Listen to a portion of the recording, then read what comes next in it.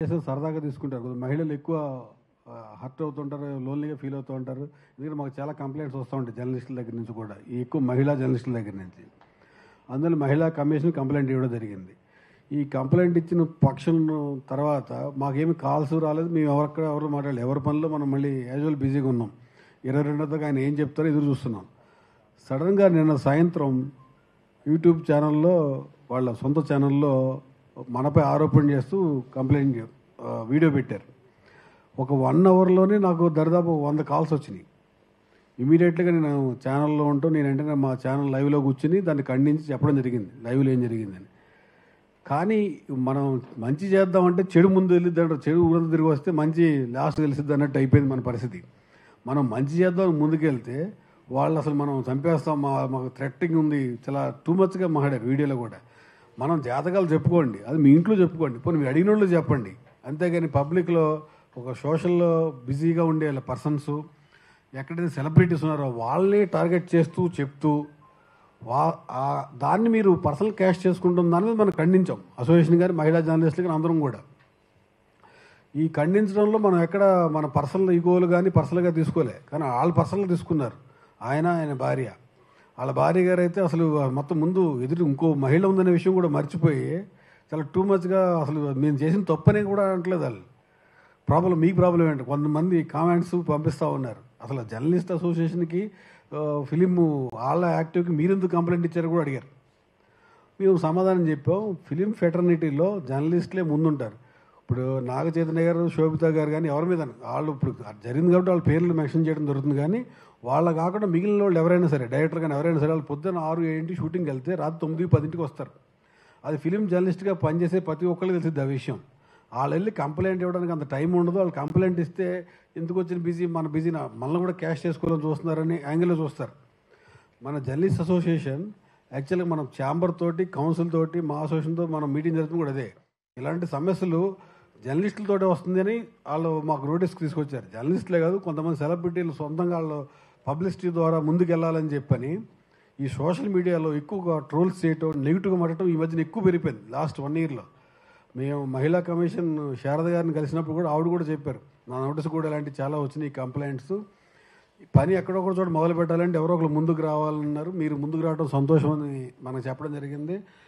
మనం ఇచ్చిన తర్వాత కంప్లైంట్ మా అసోసియేషన్ మంచు విష్ణు గారు, ప్రొడ్యూసర్ కౌన్సిల్ నుంచి ప్రసన్న గారు, అండ్ ఛాంబర్ ప్రెసిడెంట్, సెక్రటరీ దాము గారు అందరూ ఫోన్ చేసి చాలా మంచి పని చేశారు. మీరు ఎవరో ఒకళ్ళు ఇలా చేయకపోతే అసలు ఎవరి కాళ్ళు మాకెందుకు మాకు సంబంధం లేదు కదా దొరుకుతా ఉన్నారు.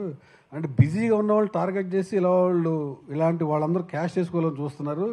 అలాంటి దాన్ని మీలాంటి వాళ్ళు చెక్ పెడితేనే ఇంకోటి ఎవడో మాట్లాడుకొని ఉంటాకి సరిపోద్దని ఆ రోజు మాట్లాడడం జరిగింది.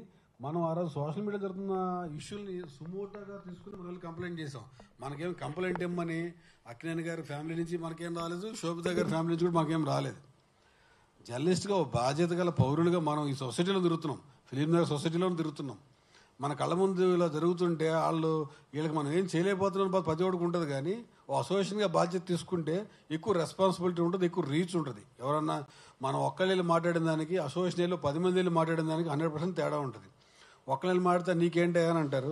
మా అసోసియేషన్ నుంచి అండి ఇలా జరుగుతుంది, మీరు ఇమీడియట్గా దీన్ని కంట్రోల్ చేస్తే భవిష్యత్తులో చాలా మంచి జరుగుద్ది అని చెప్పిన దాని మీద అందరూ చాలా అప్రిషియేట్ చేశారు. చాలా మంచిగా ముందుకెళ్ళడం జరిగింది. ఇకపోతే నిన్న సాయంత్రం వాళ్ళు వీడియో పెట్టిన రకరకాల కామెంట్స్ రకరకాలుగా వచ్చినాయి. అని మనకు పాజిటివ్గా వచ్చి మనకు వస్తే వాళ్ళకి వెళ్తాయి. మేము వాళ్ళని అడిగేది కూడా అదే, అసలు ఆ వీడియోలో ఉన్న వ్యక్తులు ఎవరో మాకు తెలియదు. ఫస్ట్ అసలు మా అసోసియేషన్కి కానీ ఇప్పుడు మాకు తెలిసిన జర్నలిస్టులు నేను నుంచి ఇప్పుడు నాకు కొన్ని 100 మంది మాట్లాడారు. ఈ అమర్ అనే వ్యక్తి ఎవడని అడుగుతున్నారు అందరూ. ఇంకో అమ్మాయి మహిళ మాట్లాడింది, ఆ అమ్మాయి ఎవరని అడుగుతున్నారు. బేసిక్గా వాళ్ళు ఎవరో తెలియదు. ఫస్ట్ మీరు నిజాయితీగా మీరు రండి, మేము రెడీగా ఉన్నాం, ఎక్కడికి రమ్మడానికి వస్తామని. మేము డైరెక్ట్గా వెళ్ళి కంప్లైంట్ ఇచ్చాం. ఈరోజు పొద్దున్న వెళ్ళి అఫీషియల్గా కంప్లైంట్ ఇచ్చాం. వాళ్ళు మీరు ఇలా పెట్టిన దాంట్లో వాళ్ళ పేర్లు ఎవరు, వాళ్ళు మీరు పెట్టిన వీడియోలో ఉన్న వాళ్ళు ఎవరు మాకు తెలియదు. మా జర్నలిస్ట్ అసోసియేషన్ కాదు, జర్నలిస్ట్ ఫెటర్నిటీకి వాళ్ళని చూపించండి ముందు. వాళ్ళు జర్నలిస్టులో కాదు, మేము చెప్పాలి కదా. వాళ్ళు జర్నలిస్టులు తెలియని జర్నలిస్ట్ అని చెప్తున్నారు వాళ్ళు. నేను నుంచి మేము చెక్ చేస్తామంటే వాళ్ళు ఎవరు దొరకట్లేదు మాకు. బేసికల్గా దొరకలేక అఫీషియల్గా కంప్లైంట్ చేసాం. ఇలాగా ఇది ఇప్పుడు మేము పోలీసు దాకా వెళ్ళలేదు, కానీ ఈరోజు పోలీసు దాకా వెళ్ళాం. ఇప్పుడే సైబర్ సెల్కి వెళ్ళి కూడా కంప్లైంట్ చేసాం. వాళ్ళు ఏ రంగంలో ఉన్న అన్ని రంగాలు కంప్లైంట్ చేసాం. వాళ్ళు మిగిలిన పోలీసు డిపార్ట్మెంట్ చట్టపరమైన మనం కూడా ఆ రోజు కమిషన్ కలిసిన కూడా చట్ట ప్రకారమైన నిర్ణయం తీసుకుంటేనే దీని మీద కంట్రోల్ అవుతుందనే విధంగా చట్ట ప్రకారం నడుచుకున్నాం. ఈరోజు కూడా మనం కూడా వాళ్ళు సోషల్ మీడియాలో పెట్టారని చెప్పి మనం సోషల్ మీడియాకి వెళ్ళి మాట్లాడలేదు. మనం అఫీషియల్గా గవర్నమెంట్ పోలీస్ స్టేషన్కి వెళ్ళి మన అసోసియేషన్ నుంచి కంప్లైంట్ ఇవ్వడం జరిగింది. ఈ కంప్లైంట్ కూడా ఇలా నిన్న మా మీద చేసిన ఆరోపణలు ఎవరైతే వాళ్ళు తీసుకొచ్చి మా ముందు పెట్టి తప్పు ఎవరిదంటే వాళ్ళు శిక్షించమని కోరాం.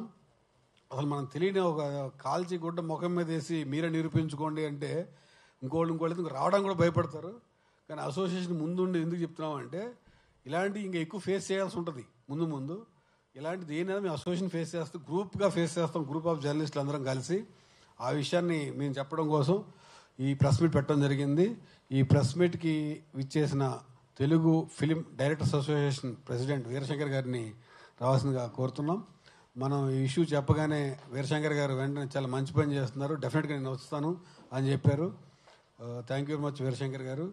అలాగే మన association vice president and young producer SKN కూడా వచ్చారు, ఆయన కూడా స్టేజ్ రమ్మని అడుగుతున్నాను. అలాగే Hyderabad press club executive committee member Uma is, అలాగే ఆవిడ fact committee, Telangana fact committee అనే మీడియా అసోసియేషన్లో యాక్టివ్ మెంబర్. ఎక్కడైనా తప్పు వార్త వస్తే ఇమీడియట్గా ఈ ఫ్యాక్ట్ కమిటీకి పంపిస్తే మీరు వాళ్ళు చెక్ చేసి కూడా వెనక్కి పంపిస్తారు, ఆ కమిటీ మెంబర్. అండ్ ఉమెన్ జర్నలిస్టులు అందరి తరపున ఒక అసోసియేషన్ ఉంది హైదరాబాద్లో. వాళ్ళు వివిధ రంగాల్లో ఏ అసోసియేషన్లో పనిచేస్తున్నా ఉమెన్ జర్నలిస్టులు అందరికీ ఒక వింగ్ ఉంది. ఆ వింగ్లో కూడా చాలా యాక్టివ్ మెంబర్ ఉమా.